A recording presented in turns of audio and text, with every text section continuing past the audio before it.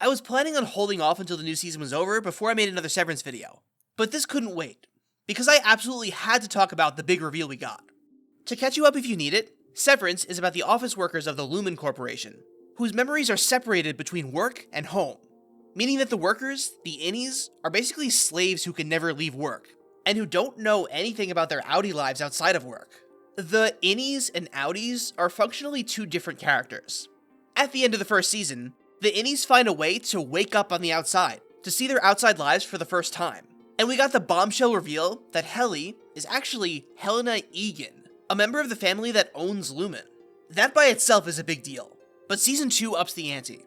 All the severed workers, including Helly, end up back at Lumen, where they continue trying to escape. But then, Irving figures out in episode 4 that the Helly we've been following this season isn't Helly, it's Helena. She's an outie! Hey! She came in undercover as her other self to spy on them, among other reasons. This was a shock to a lot of people in the audience, but not everyone. Since the season opener, people had been floating this idea online, and they got to feel real smart when episode 4 proved them right. This plot twist might be exciting, but it might not seem especially unique.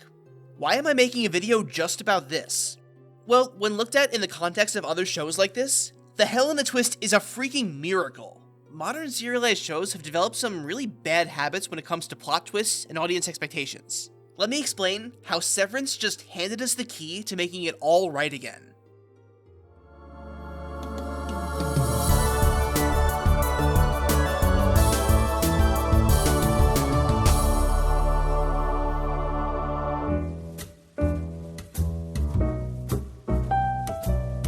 So what's so great about this particular plot twist? Let's start with this. Severance is a mystery box show. It, and shows like it, build their stories around raising questions, letting the audience wonder, and keeping them engaged with little breadcrumb answers until it's time for big reveals. It thrives on water cooler talks and Reddit discussions of people wondering and trying to figure out what's going on. And in an environment like that, a genuine plot twist is next to impossible to pull off. If you're making a movie, or a self-contained TV episode, something you finish in one sitting, a plot twist isn't too hard to write. You just need to do some setup. You drop little hints and clues that foreshadow it along the way.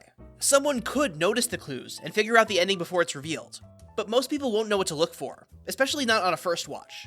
If you do it right, after the big reveal, the audience will think, wow, I had no idea. But also, the clues were right in front of me the whole time. How did I not see this coming? The thing is, even though you're leaving all these clues around, you don't actually want the audience to predict the twist ahead of time. The fun is in being surprised. If a few people do guess the twist though, it's no big deal. The story is a little less exciting for them, but at least they get to feel smart. With the movie though, the experience of watching it is individual and self-contained. A serialized mystery TV show is a whole different ballgame. People are watching a show like this week to week. They have all the time in the world to think about what's happened so far, and watch and rewatch episodes to find hints and clues. If answers are hidden somewhere that give away a twist, it's basically guaranteed that some people will find it, and know what's coming weeks in advance. And then, those people go online and post what they figured out, which spreads like wildfire through the online hive mind, so before long, everybody knows. Then when the next episode reveals the twist, nobody gets surprised. They just go, yeah, we know already. The hardest thing about doing a plot twist is that it has to be both surprising and satisfying, which is a catch-22. If the foreshadowing and hinting is too obvious, people are gonna figure out what's coming, and it won't be surprising. But if there aren't any hints or setup for the twist at all, then the reveal is gonna feel like it came out of left field, and it won't be satisfying. Most modern mystery shows lean towards the latter. They raise a bunch of questions and get the audience hungry for answers. Shows like this have primed the audience to dig through every little detail to figure out what's happening. The writers know that if they put in even the tiniest hint, people are gonna take it and run with it. So usually they give nothing away ahead of time, keeping all the cards close to the chest. So the reveal is guaranteed to be surprising, but not necessarily satisfying. This is epitomized in the interview with Jonathan Nolan, creator of Westworld, where he admitted to changing the plot of the show when fans online guessed where things were headed. Quote, "It's very gratifying, but stop doing it, please." I've complained about this quote before. These shows encourage speculation and analysis, but the writers don't actually want you to be able to figure anything out, going so far as to cheat and make it literally impossible, all in the name of preserving that sense of awe and excitement when that big reveal comes. We're in this arms race, where showrunners keep finding increasingly out there answers because they're terrified of anybody knowing what's coming. So with that in mind, what did Severance do differently here? On the surface, not much. There were no obvious hints dropped in the first 3 episodes that Helly was Helena, but there were some more vague suggestions that lightly pointed to it. When Helly came back to Lumen and all the workers swapped stories of what they saw up there, she lied, made up a generic, boring story to hide the fact that she was an Egan. I saw the inside of a really boring apartment. You're meant to assume that Helly's just scared of what the others would think if they found out who her outie really was, but it could be because she's a spy. Also, when Mark tells her about Miss Casey being his wife, she gets all insecure about it. Like, you're supposed to love me. I mean, if she's my wife... Right, of course. Though technically, strictly speaking, she's not your wife. Pretty sure your outie bought the ring. Which is a little out of character, but not a totally unexpected reaction. The big one comes later, when we see Helena on the outside watching the security tape of Helly and Mark kissing from last season. She's clearly fascinated by this relationship that her other self has. Maybe fascinated enough to go see what it's like for herself? Episode 4 finally reveals the truth, when Helena gets into an argument with Irving and makes a jab about Britt. We all know Irving's upset because he can't ever see Britt again. This makes Irving do some reflecting, and he notes that What you said to me last night? It was cruel. Helly was never cruel. that's the big stuff that the casual viewer might notice.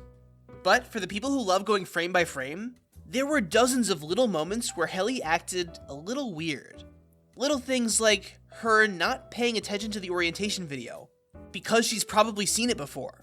And her missing the power switch on her workstation because she doesn't have the muscle memory. And just generally, she's acting differently in 100 subtle ways. Her facial expressions, the words she uses, the way that she walks. A lot of people picked up on the fact that she feels just a little off. Britt Lauer was acting her butt off here. What she pulled off is incredible. It was all subtle, but enough for some people watching to notice. You might think, this is the exact thing I warned about earlier. Oh no, people guessed the twist ahead of time and told people online, so now everyone knows what's gonna happen. It's not gonna be exciting anymore. But this is different, because all the evidence that Helly was Helena, it's just that.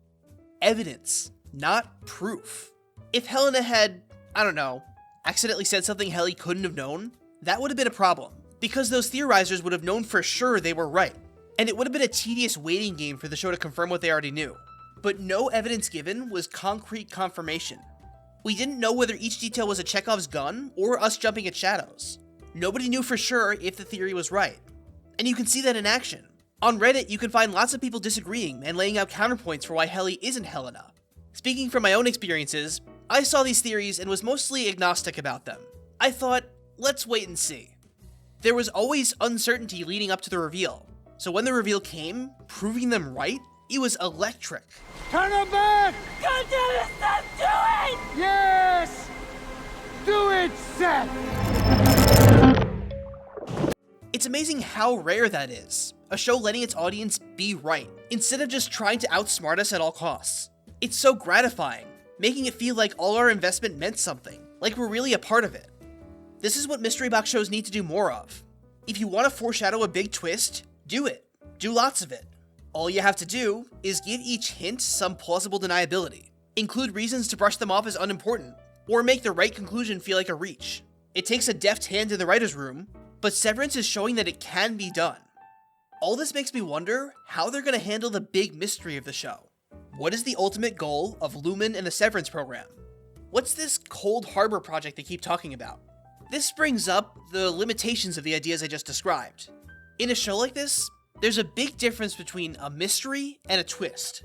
The Helena thing is a twist. It's something unexpected that you didn't know was being set up.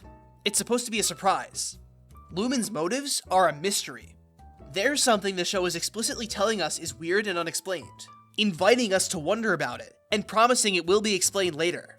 The answer to a mystery can't really be guessable in the same way as a twist, because raising a question like that builds expectations. The audience is waiting for the answers, so those answers need to match the hype. It needs to be somewhat surprising, meaning that none of the most popular fan theories are going to be correct. They're not making clones, they're not programming their own Severance chips, And they're not blowing up trucks, per the Lexington letter. It's going to be something new. They're not going to give us all the information ahead of time. But what they did with Helena tells me that the writers aren't threatened by some people getting close to correct. What they need to do, what I hope they're doing, is gear up to a big reveal that's unexpected, specific, and unique. But that reveal will also include elements of the popular theories, and pay off hints from earlier that we didn't even know were hints at the time. That's a tall order, and I've seen so many shows buckle under the pressure. But if any show can do it right, it's this one. That's it from me for now, but come back after season 2 is over. I'll have a video talking about any mysteries and plot threads this season left hanging, and I'll make some predictions about where the story might be headed for season 3. Given how the story is going so far, I might have a fighting chance at actually getting some things right. See you then. I am a person. You are not.